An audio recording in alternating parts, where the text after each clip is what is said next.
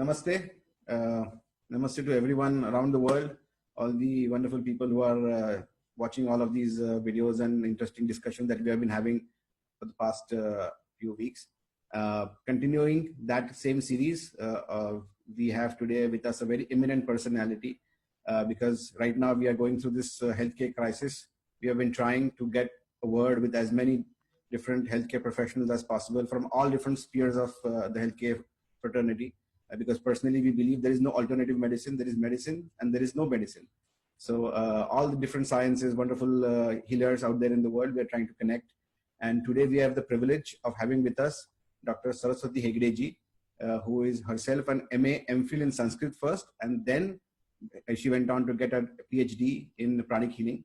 She's the first lady doctoral who was conferred a doctoral title in pranic healing. And she is also the founder president of Unnati Healing Foundation Trust in Bangalore, and she has been doing path-breaking work in trying to heal people with using pranic healing as the healthcare model. Namaste, ma'am. Great to have you with us. Namaste, namaste. It's my privilege to be with you, reaching out to the world through you. Namaste, everyone. Ma'am, I remember, we were just discussing before we began this session, that you have been a family for the last 2 odd decades. You have been part of the family. We have heard so much about your work, all the work that you have been putting in Bangalore, the selfless work, the charity work, when you speak at different podiums and seminars and conferences and international podiums as well. So your name has been always discussed, always referred to us as an inspiration, that you should try and look up to her and see how her work is being done. So it's great to connect with you and discuss these important topics with you on this current time frame, ma'am. Thank you. Namaste.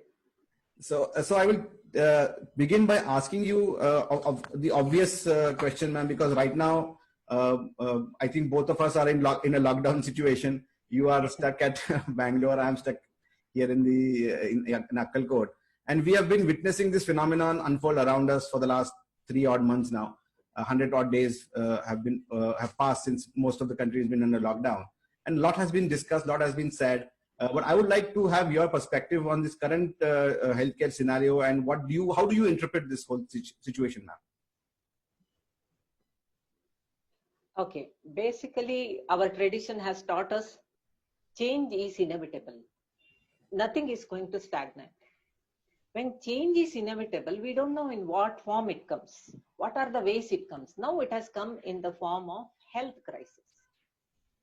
As a human beings, we should be prepared to face any challenges or any changes. But unfortunately, the present generation is not really well prepared. Maybe like earlier generation, they were more physically strong, mentally strong. They knew how to manage. Their circumstances were much more difficult than what we are going through. Actually, our generation, the present generation is not prepared. Nature has its lesson. Everybody should learn their lessons. Now the nature has given a lesson to the humanity to become strong, face crisis. That is the law of nature. It will teach its lesson irrespective of caste, culture, prosperity, whatever. This is what the law of nature. The second thing is the health crisis. Now what the major crisis in the mind. Virus is affecting the body, and in India 90% people recover. But the virus affected the mind, people are not able to recover. Even the healthcare professionals are not able to recover. We should understand this. Treating the mind is most important factor now than treating the body. If the mental health is strong, everything is strong. The next part is, which we have not addressed yet, is the next generation. Now imagine the children who are going through maybe up to 3 to 5 age group.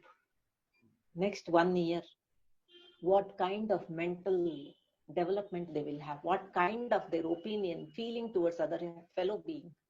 In spite of having these many years of cultures, values, and human relationships, interactions, we can't interact with anybody so easily. immediately it pushes you back. The basic culture of being with humans is changed now.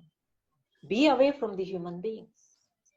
We know once the situation changes, we will change our approach.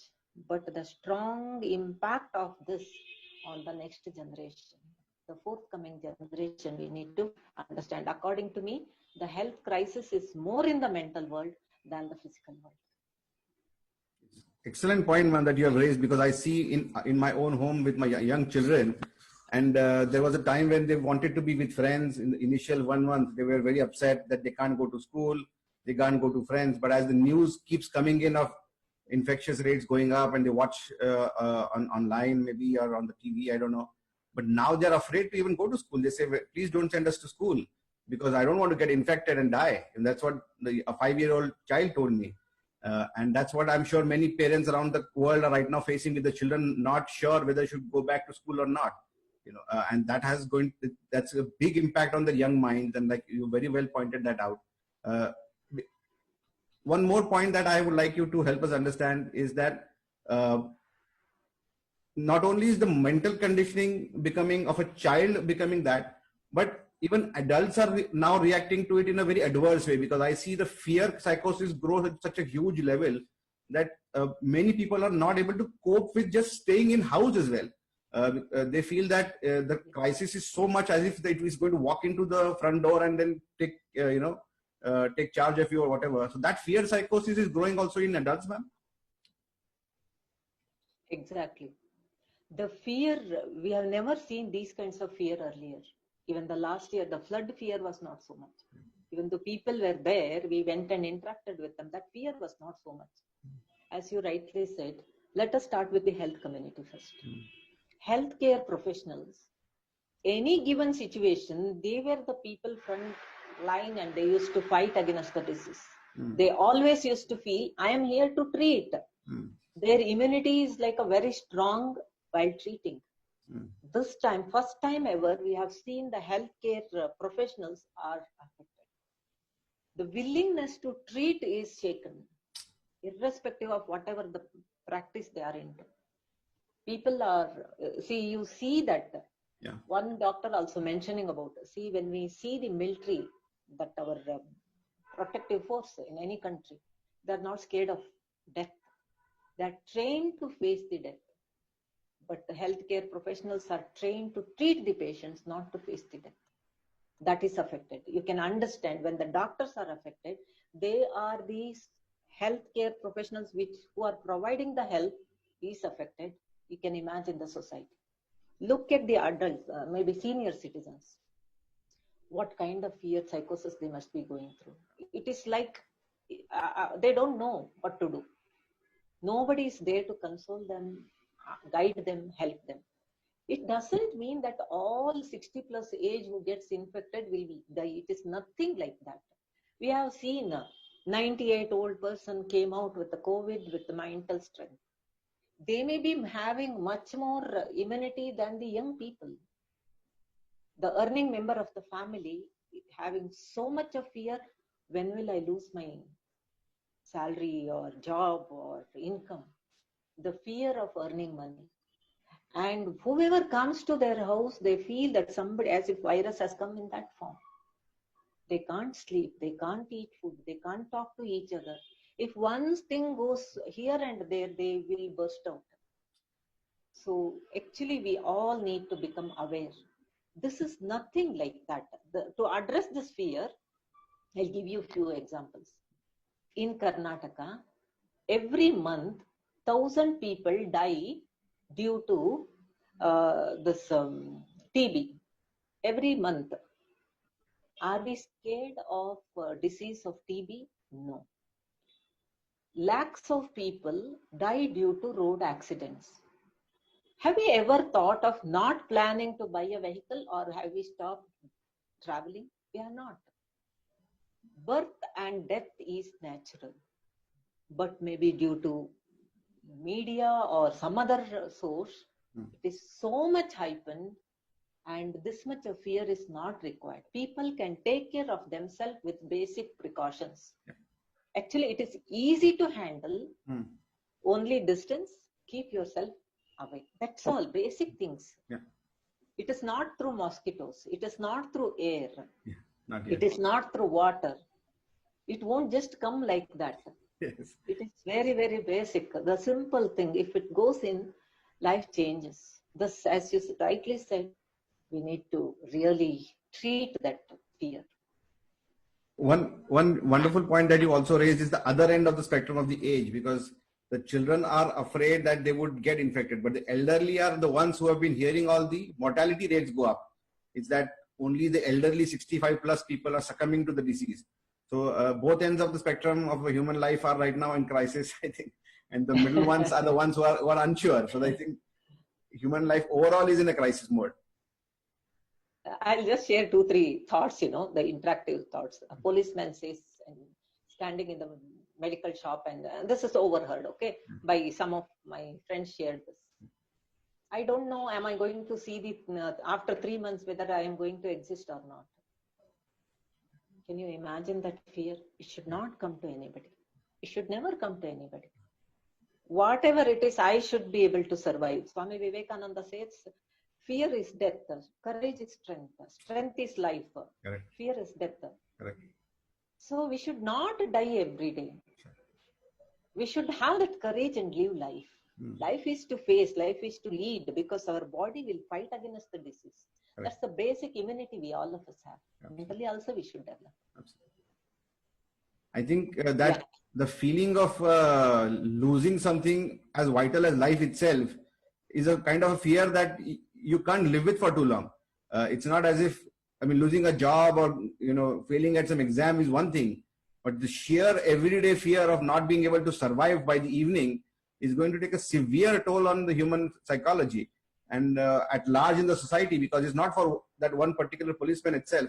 Like you very well said in the beginning, many healthcare professionals that I know, doctors who were running clinics or small, nursing homes, are shutting down with the fear that they might succumb to this virus. So I know of many people who are qualified doctors, but they're saying we are ready to face whatever governmental punishment, but I'm not going to go outside and get killed.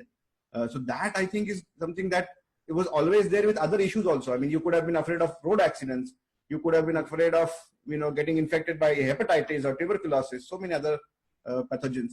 But the fear that the media, maybe it's in the discussion is so much, maybe the only topic that people discuss is this. The impact it's going to have on the human psychology at large is going to be very significant, ma'am. What would you say? Can you please repeat your questions? I said the impact, all of this stress and this constant anxiety, the impact that it will have on human life and human psychology going forward is going to be significant? Definitely. It is something to be really concerned about. Now, being a responsible citizens of our world, not just country, we all of us should work very hard in bringing that positive psychology, positive mindset. We should say that 98% people are fine. Don't look at those only 2%. We have to really work out the approaches of the media. We have to keep it aside. We have to completely push away this negative psychology. Human race has gone through much more challenges than what we are going through now. We must work on that. It's a responsibility of all of us. I may not be trained to treat the patient physically, but we are all trained as a mother, as a father, as a friend, as a family member. We are all born as a counselors. We need to bring that positive mindset to our every home. Once the energy, I would like to share one more thing here. We talk so much about air pollution, water pollution. Have you thought of thought pollution? How much it contaminates? Air and water can be purified. Thought pollution goes to the DNA level. So we have to work more on clearing the thought process. We should make it strong and bright. We must make the people to face all these things. It's not big. We are thinking big. Isn't it? Yeah, absolutely. And I think this is a wonderful thought that I think experts like you have been talking about for many years now, decades. People have been talking about the psychosomatic or the mind-body complex and its interconnection and its impact and implications on health and wellness. And now in this time, I think in the last 2 months, I think there has been a huge paradigm shift now going away from conventional pill-based medicine to more involved, integrative kind of a way of doing things, especially in the healthcare scenario. Would you help us understand from pranic healing perspective the concept of the Panchakosha, so that we can better understand the mind-body connection and how that evolves into being ill or well, both sides? Okay. First, let us understand ourselves as a whole. Then the holistic approach comes. The integrated, as an integrated approach towards one's own self. For next few minutes, when I share the thoughts with you, just to correlate with yourself. We have a physical existence, physical body. We provide food, sleep, rest, action, activities, exercise. This is to take care. Even to feed the medicine, we treat to the only physical body. This is Annamaya Kosha. It is made up of food or the materials, basic materials. Upanishad and yogic texts talk very beautifully about these koshas. Even Ayurveda talks very beautifully about this. Second kosha, the second sheet or the body, what we call is the energy body. Now the modern education, modern era is more about software. We use energy than materials. Similarly, we have a human energy level around us. That is Pranamaya Kosha, the difference between dead body and the body with life. That has prana with it. We must learn to understand the power of pranic energy. It is structure, it is circulation, it is management, when it affects and how to make it better. Are we utilizing as and simultaneously are we generating? Are we spending more or equally generating or storing? We should understand this approach. That is Pranamaya Kosha, the prana, the life force. The third one is Manomaya Kosha. We for Pranamaya Kosha, to recharge ourselves, we need to do a lot of pranayama, the clean exposure to the sun, the air.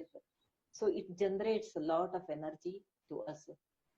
Third one is Manomaya Kosha, the mind. We can make two parts of the mind. One is emotion, the another one is thought process, or our ideas, our understanding, our concepts.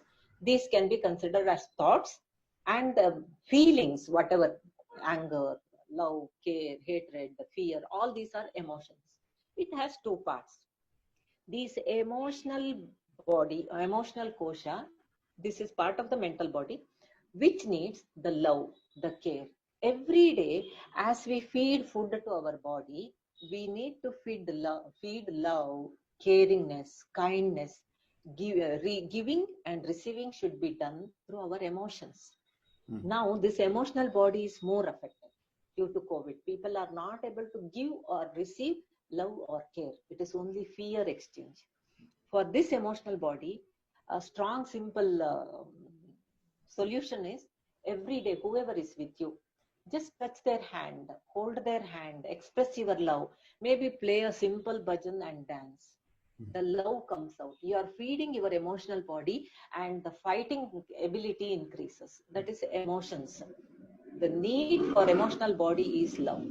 When you keep feeding love and care, it will be always energetic and enthusiastic. The other part of it is the clear thinking. Our concept should be clear. Life approach should be very clear. These two combinations makes the mental body. That is Manomaya Kosha. The next one is Vijnanamaya Kosha. Wisdom is required. Purpose of life. Where we are heading towards. There should be a meaning for our life. Earning, living life with luxuries. Everything is fine. But without the proper understanding about the purpose of life. Recently, we have heard a lot of social media celebrities and film celebrity. One of the film celebrity has committed suicide. They had all these things, but the wisdom towards the purpose of life is missing. Then they tend to conclude life. Wisdom should be, how do we do that? For Indians, read Bhagavad Gita. Yeah. What Arjuna has gone through, the first few shlokas of second chapter will make us understand what he has gone through. We are going through the same thing. Yeah. This is not the first first time we are going through the emotions like this. It earlier also was there. The reasons was different. So bring wisdom to your psychological wisdom, the spiritual wisdom, that is Vijnanamaya Kosha. Jnana, that should be known. The last one is Anandamaya Kosha. When all these bodies are fed regularly, properly, even with COVID situation, you can experience bliss. You can live happily. You can live peacefully with every member of your family. Yeah. I repeat, feed your body properly. Feed the right food. Give a proper rest to your body through sleep. Proper exercise to release all old materials. That is about the physical body. Proper pranayama to strengthen your pranamaya kosha. Yeah. Proper emotions, love, caring, and other things. And study good books. Read good books. Read autobiography of a yogi or any other great master's book. It will inspire you. They have gone through much more challenging situations than us. Yeah. So it will inspire us. Then these two will be automatically guided. So this is how Pancha Koshas, if the medicine has understood these 5 koshas properly, they would have developed the method of treating each body separately. Treating the mental body through the medicine is not complete. If somebody is going through anxiety or fear, if it is required, give the medicine, but the wisdom should be given to them. Yeah. The self-recovery should be emphasized. The fundamental concept of healing is, we all of us have our own healing abilities. Self-healing is within us. Whatever the method you adopt, you have to accelerate or increase that healing power within a person. That's all we need to do. Rest, the body will take care.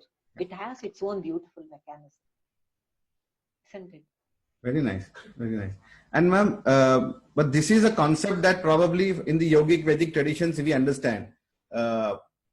Now, in the larger scenario, I think there is a huge acceptance of this knowledge because there was earlier a little skepticism was there. People said maybe it is just philosophy, maybe outdated knowledge. But in the current scenario, when you rightly correlate it with the COVID situation, and I think this is going to be a big learning lesson for many people, not only healthcare individuals, professionals, but also average everyday people, that life and health and wellness and illness and purpose, all of these aspects are to now to be reoriented, redefined, because what you explained in the last 10 minutes makes more sense than what they have been talking about all of those medical options on TV every day, because this is something that everybody can do. This is something that everybody can follow, accept, and imbibe to make their lives better, not only in the pandemic, but overall in life. How do you see the impact of this Panchakosha healing, or how do you see that as going forward, as becoming more center stage, ma'am? Do you see that happening in the next few years? It must, it will. Because, as you said, the 5-year-old child is demanding for its security. Yeah. How do you give a security? When you empower them mentally, then they're secured. Inevitably, you for that small child, you cannot treat the child through psychiatric medicines. You cannot.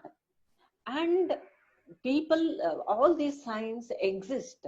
It cannot be outdated. They all exist because of its survival of fittest. It is fit to be always. That is why it survives. Maybe for some time it will be covered with some other things, the diversion, all these things do happen. But we can see the overall shift of consciousness towards one's own inner self. People are becoming more conscious. And doctor, one more important thing, without COVID also what we should see is, all prosperous people, you look at, they have made lot of money and their children or grandchildren are not ready to take up any responsibility. They don't want to go for work. You have done everything. Why should I work? This is one more crisis we face. So to treat them, before COVID also we were more into treating the children. The focused area with the government of Karnataka, entire Karnataka, we are supposed to reach almost 55 children to reach out. In Karnataka itself, every day, 1 to 2 children are committing suicide. In India, every 1 hour, one child is committing, the teenagers are committing suicide. They have not seen the life. Why are they committing suicide? They are not seeing any purpose of life. They don't know what is there in life. Parents are not able to guide, teachers are not aware what is happening with the children. The COVID is just added to that. Now for every parent, whoever is sitting and watching this program, realize your children need you. Your children, you need to understand your children. What they're going in, you should know. What comes out partially, you know. Become aware of this. Yeah. To understand these things, to bring a greater harmony, these sciences are inevitable. They are going to be core. As I told, the prana is ultimate. Without that, Ayurveda is supporting Sattva Vijaya. It is strengthening the person's, the living purpose should Inner be consciousness. Yes, yes. Treating the medicine, treating through the, I am not denying the power of allopathy. It's excellent wisdom. Yes. Unimaginable power, what the training of medical science is empowering the student. Yeah. That is amazing. Yeah. But it is not complete. Yeah. We have to bring all the systems together. We must learn to work together. As I told, the Panchakoshas, we cannot treat them differently. It is part of the person, it should be treated together. Similarly, our society has all these Panchakoshas. Yeah. It should be treated together. That is why WHO also talks about what is the health, the definition of health. It talks about physical health, emotional, mental, social, and spiritual health.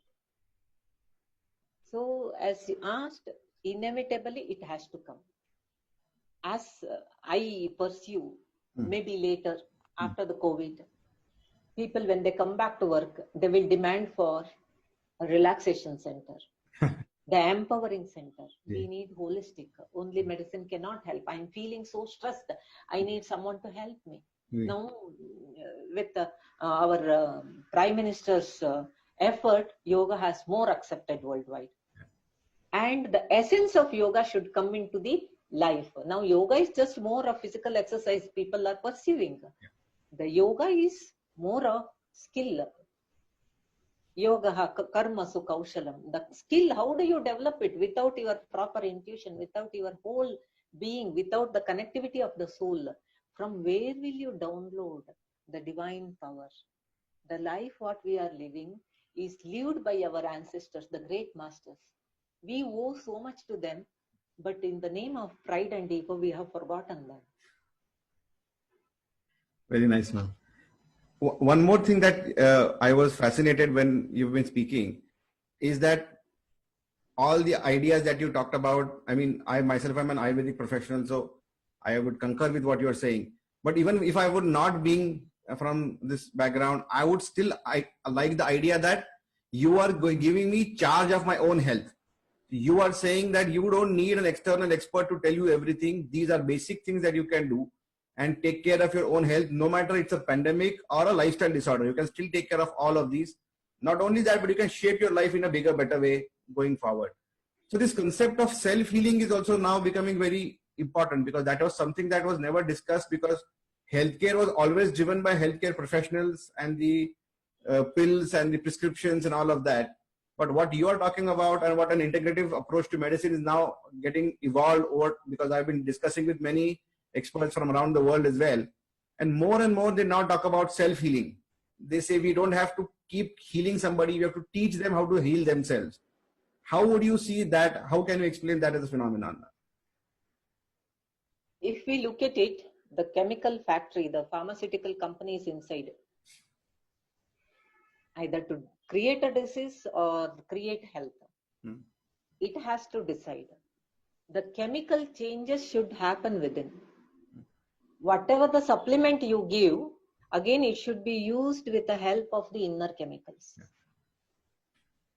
So there is no other choice.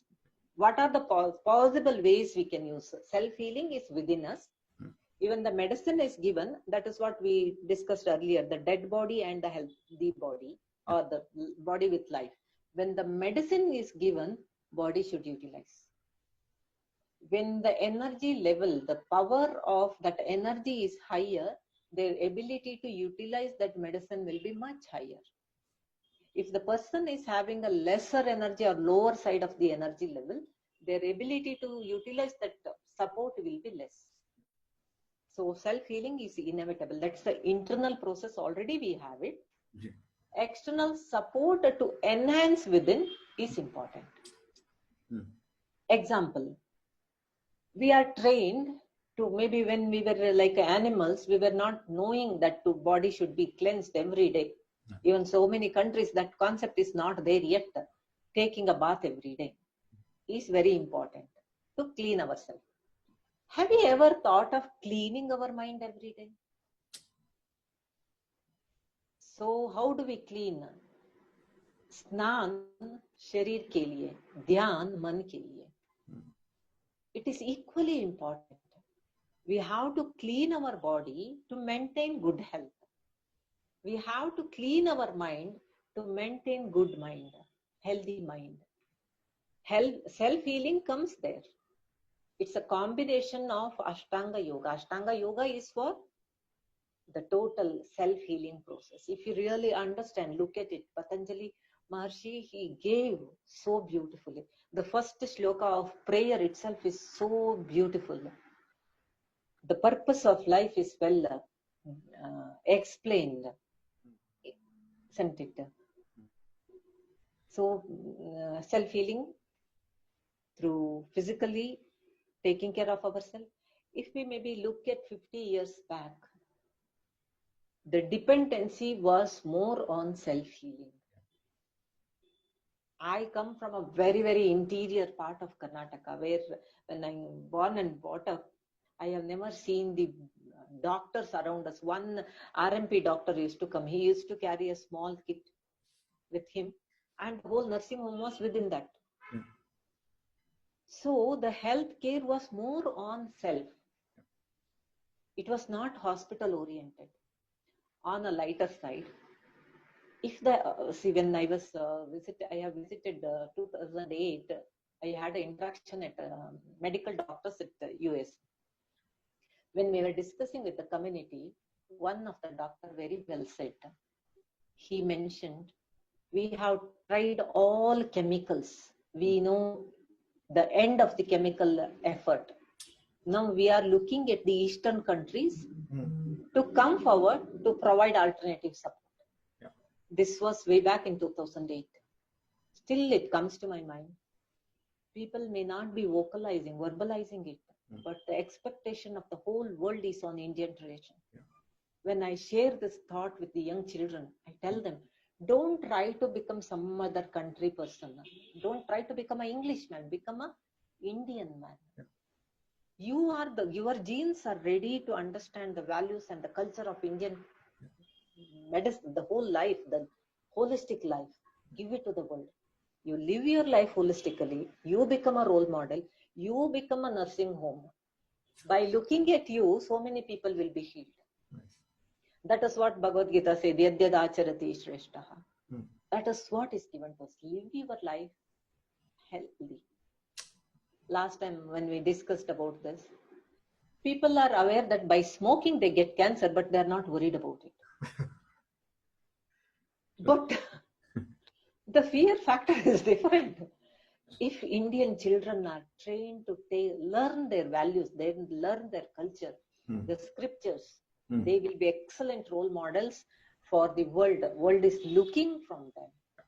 Now being, this generation, we have seen the generation without technology, born with the technology. Yes. So, maybe my words may be vague at this point of time, but inevitably, the whole living healthily, the life science, understanding life science as part of you, inevitably has to come to the existence. The whole world is going to adopt our culture, our values. And the life way of living becomes the healthy living, Yes. then there is not much of treatments. The more and more hospitals are built, but health is at fail. It is not going up. And I very rightly said. I mean, we already saw with the all global leaders adopting Namaste as the greeting rather than, and they could have chosen anything else. They could have chosen any other culture, but they chose Namaste because it has that global appeal now. It is now with yoga becoming popular, Ayurveda becoming popular, Agnihotra now taking a big way. I think the world is now ready to accept the Rishi ideas, ideas of the seers, ideas of the Rishis. One point that I would like to request you to help us understand is that when you say that we lived with self-healing as a part of our culture in some part of the time, and like you rightly said, maybe in our childhood we saw that there was not enough medical care around, but people were still healthy, people were still leading happy, healthy lives. But then there is this counter argument that life expectancy has grown with technology, life expectancy is changing with modern technology coming in. So the idea that conservativeness, as they call us, as they call this as old science or old wisdom, is now going to get replaced with technology-driven medicine. That's something that they are talking about in a big way. But then they don't have an answer for what is going on right now. You know, so other than prescribing a medicine, prescribing a pill, there is no other option, or prescribing some medical procedure, there is no other option. So the way that you look at health is a very holistic, very grounded, very earth-driven approach. But then the other way around, the large parts of the healthcare industry doesn't look at it that way right now, man. They look at it as that what you're talking about is something that is good for a discussion, but what they are doing is more technology-driven and more real. How do you bridge that gap? How do you put the two worlds together? Arguments can be anything. Ji. I am openly asking some questions to whoever is getting into that argument. Ji. After 20 years later, how many people you can imagine or feel that they are living the 100 years with healthy approach? Now, with maybe a 20 years before, I have seen lot of, when I go to my village, lot of people 80 plus working in the field, you can't even feel that they are 80s. Yeah. Now that is reduced. After 20 years, what will be? Yeah. When we were young children, our energy level was much higher. We were physically much more stronger, fit enough to compare to our children. Absolutely. Our younger, maybe grandchildren, the next generation is becoming still weaker. What do you consider as a technology has helped people? Earlier, diabetes used to come after 60 plus. Dr. Devi Shetty says. Earlier, he has seen children holding their parents' hand and getting them to hospital. Now, parents are holding their children's hand and bringing them to hospital for heart problems. How do you consider this as a technology advancement? We cannot, okay, children mortality rate, that considering that average, it looks beautiful number. Certain times, this statistical analysis should be understood in a different way also. How do you validate this healthy living in even your parents were much, you can see that their enthusiasm is much higher. Without any much of disease, they lived so many years. But I can see younger than maybe 25 years, boy comes and says, I have diabetes. Last 3 years. How do you answer this? Technology, they are taking medication. Lifespan extended doesn't mean the quality of life is better. The life cannot be measured only through the lifespan. It should also be measured with the quality of life, ability to do things, isn't it? So for that argument, I don't have any answer. Whoever is into that argument, I request them to answer this argument. Also, another, what I would also add to this is that why not try and equate both? I mean, human is not only made of a physical body, like you very beautifully explained, the emotional quotient is extremely important. I mean, if they were put a human on life support and make that person lie on a bed, is that what you call as quality of life? If that person can't have any other human experience, would that be still called as a living person? You know, would that be something that an average person would want to be like? I think that is something that you have to also interpret, that I want a certain amount of life with every faculty working to its fullest possible. I want to get the best human experience that is possible in this lifetime. And for that, I think what you are saying and what Vedas talk about, what yoga talks about, makes a lot more sense. That is, I think, what the people need to understand, that the Vedic ideas or the yogic ideas are not meant to restrict you. Actually, they're meant to free you. They're meant to free your mind, free your body, free your imagination, free your emotions, to rise above mundaneness and to really touch the sky, so to say. I think that is where life will be, colorful, rather than sitting on a machine somewhere and trying to experience it in virtual reality or in 3D format. So going forward, ma'am, one point that I would want you to touch upon is that now this what the world calls as alternative medicine is now slowly becoming more united. So now you see pranic healers and Ayurveda people work together. You see yoga and acupressure, and all of them now combined together. All these ideas are now getting amalgamated. There's a lot of collaboration in various parts. Do you see that as the future healthcare model, replacing probably just the current approach, that this becomes more integrated as time goes?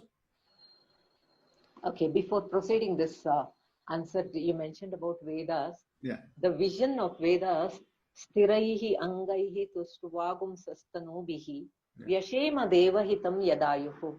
Till the end of our life, let us do good to the universe. Yeah. That is the essence. And with the strong eyes, ears, and with a strong physical health, let us live life. Yeah. That is the vision given by Vedas. Yeah. Now, come to this. What is lacking in the alternative system is proper validation. It is more of individualized. We need to understand more. We have to address in the language what they understand. So validation is required. Bringing things together.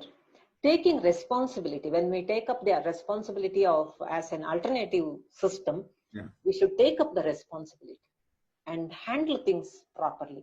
When the system becomes complete, it becomes better. I heard from one of the senior medical doctor, he was mentioning about in China, they have brought the system together. Allopathy and Chinese medicines, they treat it together. Something like that we should work. One person cannot expertise in everything. If this expertization goes in hand in hand, that is the beautiful world we can look forward. Yeah. That is going to happen. Inevitably, it will happen. It has to happen.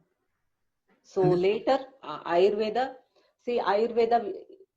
this is my basic understanding. Ayurveda, we cannot treat as one pati separately. It's a way of life. Yeah.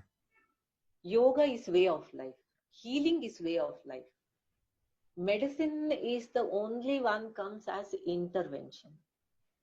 The rest of the things becomes way of life. Then this should be taught at school level to live a life in a holistic way. Exactly. If that is taught in the school level, the prevention works. I always talk to Ayurvedic students whenever I go to medical colleges. I'll tell them, you take up the responsibility of prevention. You are excellent. Become the counselor for school children. Guide them. Help them to lead a complete life. If it is trained at that level, because the children is not having any idea now what is happening. The way of life is not taught to them. So if we can take up the responsibility of our expertization, we can build a life as a whole. Instead of patient is going to this doctor, and nobody knows what is happening with the patient. That is why all of these dangerous things are happening. Only patient feels this doctor has given for this doctor has given for this. This doctor is not having an idea, this doctor is not having an idea what is happening with the patient. Then the final blame comes on one particular person. This is not fair. It should be treating level itself, it should be complete. It should be whole. Hmm. Patient should not be having different choices. It should be given as a whole. This is what, at this point of time, Indian scenario, I understand. Nice. And then now with, and I mean, like you also very well pointed out that it has to be integrated at the school level, because I see our generation, people who, I mean, if I had not been from the Ayurvedic fraternity, I would never know anything about home remedies. I would never be able to first reach out to ginger tea for cough and cold. I would first go to the paracetamol, you know. I would not go for gargling. I would rather go for some tonic somewhere. So these home remedies, they were part of our culture for forever. Somehow that chain has been broken now. If you, I mean, if I don't now, because I see most people now just go to YouTube and look for home remedies for so there are these now self-declared experts who are talking about everything under the roof. But in our childhood, I remember my mother or my grandmother, they had the idea of treating basically almost everything with the kitchen masalas or some special herbs that they always had. Do you think that has to be reinstated also in some way? Yes, yes. It should be trained professionally. As you said, Google, anybody can upload anything. Yeah. I download what I feel like, what is easy for me. Instead of that, it should be, the responsibility should be on the Ayurvedic doctors. They can do great job in treating the children, especially in India now. Still, we have aligned with the earlier culture. It's the right time. The college should take up the responsibility. Train at school level, basic, simple way of living. Eating right, sleeping right way, and doing things right way. That the character building is very important. And as you said, the kitchen is the wonderful, chemical factory. Yeah. Pharmaceutical companies in that, the free counter medicine is available. Anything you have there, as you said, it should become part of our lifestyle, part of our education, part of our curriculum.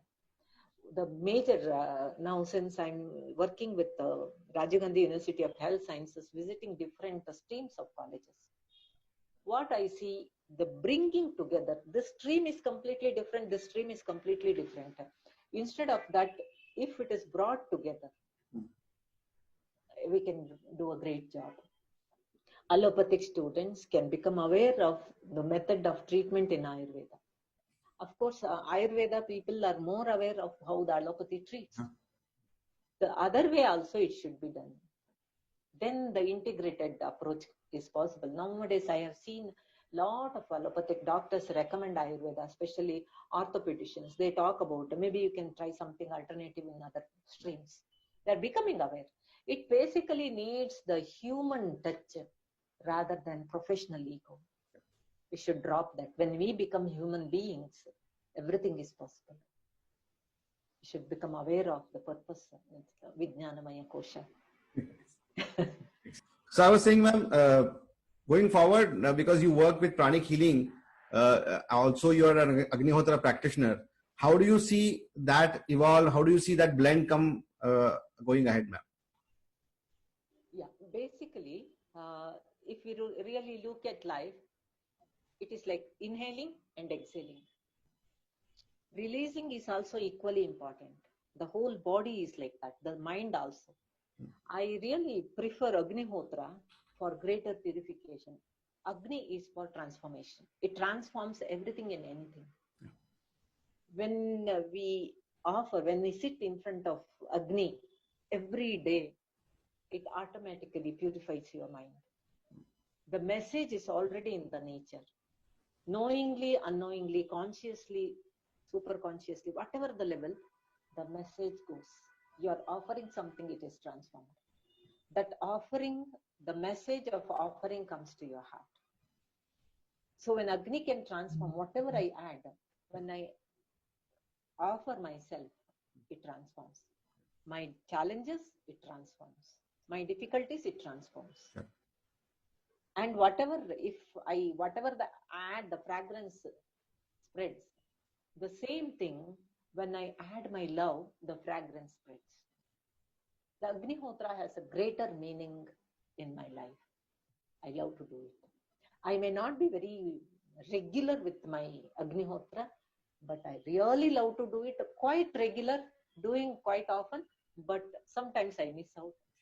No hard feelings towards that, but whenever I get opportunity, I definitely do it. I love to do it. Because I had heard many pranic healing practitioners say that Agnihotra helps them focus better. It makes them probably feel that extra surge of energy as they go and work with their patients.